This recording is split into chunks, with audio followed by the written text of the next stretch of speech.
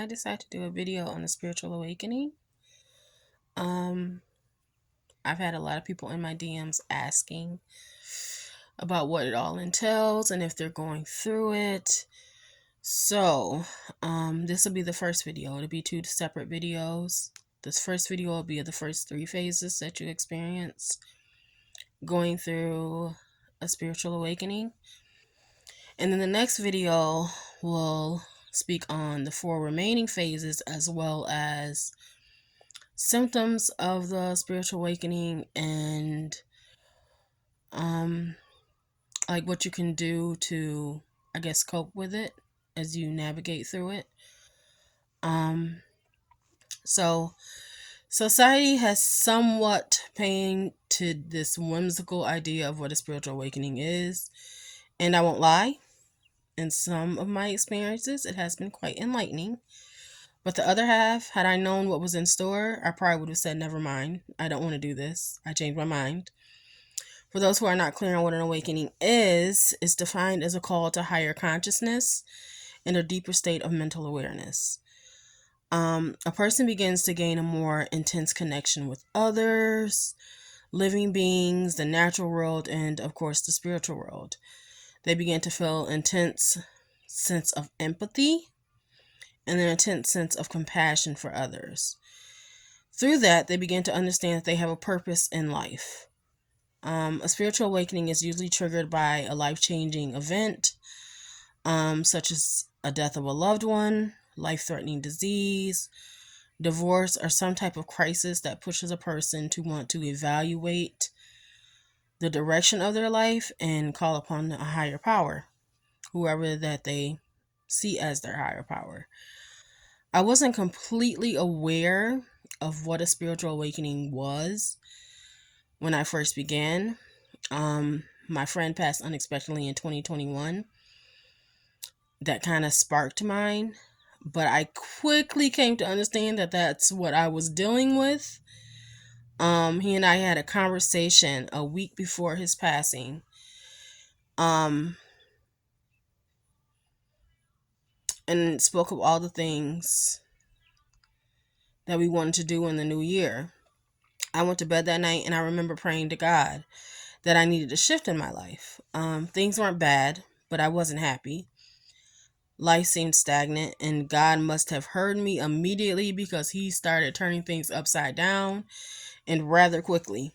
More than I wanted things to happen or could have imagined things happening. I lost my friend, my mom, my dad, an aunt, and an uncle all within the last 2 years. So it's a roller coaster ride. It's nothing fun until you reach a certain point of enlightenment. I often say I feel like I've been put on a fast track, and my spirit team has put the pressure on me to constantly release, learn, heal, and assist. The awakening is breaking away from the ego and returning to who we truly are at the core. Most of us are controlled by the ways of the ego, so this is the reason awakenings can feel so rough.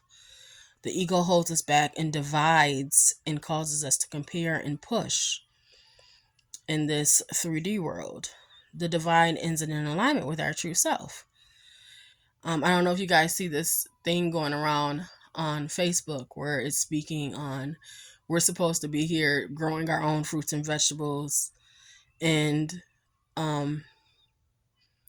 living life, and instead we're paying taxes and living just to pay bills.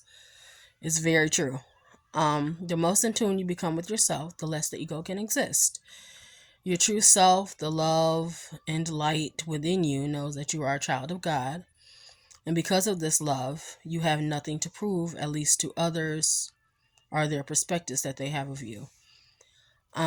There's an understanding needed to know that the death of an ego is just another step on a lifelong path of spirituality, and it isn't some grand opening to complete alignment and then you are the master. No, you continually to grow. It's always growing. After you experience the initial awakening, you're never the same. I don't know anyone who has claimed to be the same after experiencing their initial awakening. And as crazy as it sounds, it's actually a beautiful thing. Um, there are 7 common phrases within the awakening. The first phase is the initial awakening, I like to refer as the question. During this phase, you begin to feel a void in life. You may feel like something is missing. Sorry, I gotta readjust my camera. You may feel like something is missing, but you can't quite put a finger on exactly what it is. You may become depressed, lack motivation, and have feelings of being lost.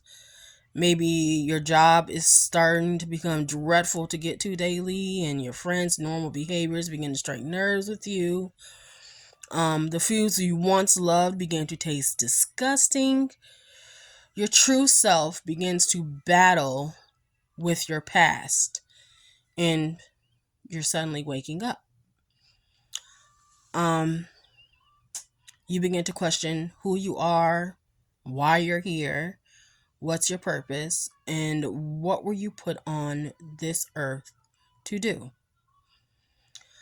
The next phase is the dark night of the soul. This is the phase most people feel like their complete world is being turned upside down.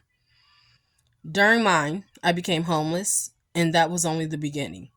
During this phase, you may become isolated from others and often have a tendency to isolate yourself as the heaviness of the world weighs on you.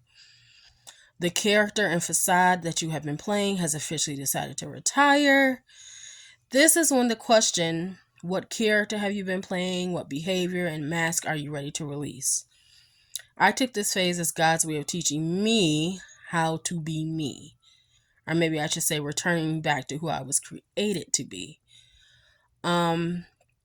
Relinquishing control and acknowledging all the trauma and the behaviors you have created from those traumas, as well as situations, literally slap you in the face. It is an ending of the old so that the new can begin. Death, rebirth. This is a constant that goes on in the spiritual awakening process and journey. You never stop having deaths and rebirths, but the initial dark night of the soul is treacherous, long, and heartbreaking because you literally lose everything that has been of comfort to you your entire life. Anything that you've ever known, it's taken, it's stripped from you. So you literally feel like that person standing in front of the classroom naked and you can't hide. There is no hiding. You're just out there. The third phase is the exploration phase. You don't know what you want, who you are, or where the heck you're going, but there is a deep sense of determination and drive that begins to resonate within you as you begin to remove yourself from the things that no longer align with you. You begin to create more space for what is aligned with you. You begin to experiment with new hobbies, jobs, people, and start to take interest in new experiences.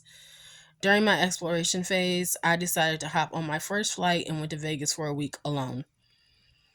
Was I scared or nervous? Heck yeah, but that drive within me was so much stronger than the fear I had of getting onto the plane and the fear of it crashing. As well as navigating a city that I had never been to by myself. To others, the new you may seem frivolous, but you don't really care. By the time you get to that point in your spiritual journey, you could really care less what other people have to think. I know I didn't. I got to a point I really did not care. I gained a new sense of independence, pride, and even gained some new friends. You are literally like a sponge during this time because you are soaking everything up around you. New ideas,